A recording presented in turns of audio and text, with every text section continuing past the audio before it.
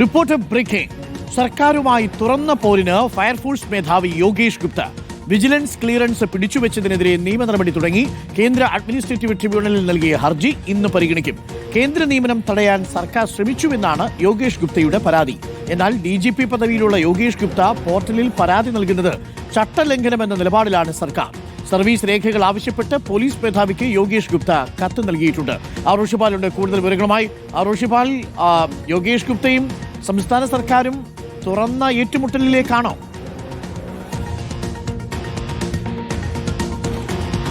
Arunkumar, Yogesh ഗുപ്തയെ vigilance മേധാവി പദവിയിൽ നിന്ന് മാറ്റിയതിന് തൊട്ടു പിന്നാലെ തന്നെ കേന്ദ്ര ഡെപ്യൂട്ടേഷന് ശ്രമം തുടങ്ങിയിരുന്നു.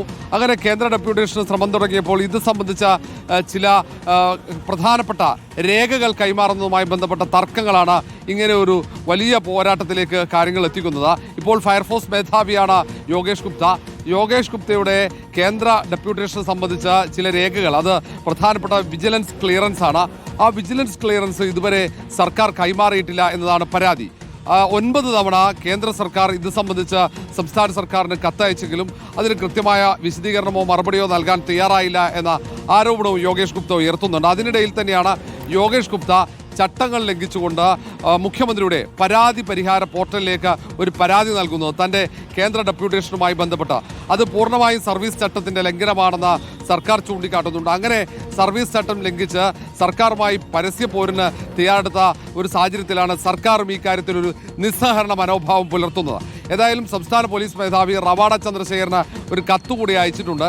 തൻ്റെ സർവീസ് രേഖകൾ ആവശ്യമാണ്, അത് നൽകണം എന്നാവശ്യപ്പെട്ടുകൊണ്ടാണ് കത്ത്. നേരത്തെ RTI വഴി അങ്ങനെ രേഖകൾ എടുക്കാനുള്ള ഒരു ശ്രമം നടത്തിയപ്പോൾ ആ രേഖകൾ കൈമാറിയിരുന്നില്ല. ആ രേഖകൾ രഹസ്യരേഖയായതുകൊണ്ട് കൈമാറാൻ കഴിയില്ല, RTI നിയമപ്രകാരം കൈമാറാൻ കഴിയില്ലെന്ന മറുപടി നൽകി. അത് ചോദ്യം ചെയ്തുകൊണ്ട് വീണ്ടും പോലീസ് മേധാവിക്ക് ഒരു കത്ത് ഇപ്പോൾ യോഗേഷ് ഗുപ്ത നൽകിയിട്ടുണ്ട്. അതിനിടയിലാണ് ഇപ്പോൾ സർക്കാരിൻ്റെ സമീപനം ചൂണ്ടിക്കാണിച്ച് കേന്ദ്ര ട്രിബ്യൂണലിലേക്ക് ഇപ്പോൾ പരാതിയുമായി പോയിരിക്കുന്ന ആ ഹർജി ഇന്ന് പരിഗണിക്കുന്നുണ്ട്. സർക്കാരുമായുള്ള നേരിട്ടുള്ള ഒരു പോരാട്ടത്തിന് തയ്യാറെടുക്കുന്നതിൻ്റെ ഭാഗമായി തന്നെയാണ് കഴിഞ്ഞ മാസം 27-ന് കേന്ദ്ര ട്രിബ്യൂണലിലേക്ക് യോഗേഷ് ഗുപ്ത ഹർജി കൈമാറിയിരിക്കുന്നത്. ആ ഹർജിയിൽ പറയുന്നത് സർക്കാരിന് താല്പര്യമുള്ള ഉദ്യോഗസ്ഥന്മാരെ ചൊൽപ്പടിക്ക് നിർത്താനുള്ള ശ്രമം നടന്നു. അതുകൊണ്ടാണ് താൻ നൽകിയ ഒരു അപേക്ഷ അത് പരിഗണിക്കാത്തത്, താൻ സർക്കാരിനൊപ്പം നിൽക്കാത്ത കാരണം കൊണ്ടാണ് തന്നെ പരിഗണിക്കാത്തത് എന്നടക്കമാണ് ചൂണ്ടിക്കാട്ടുന്നത്. Thank you.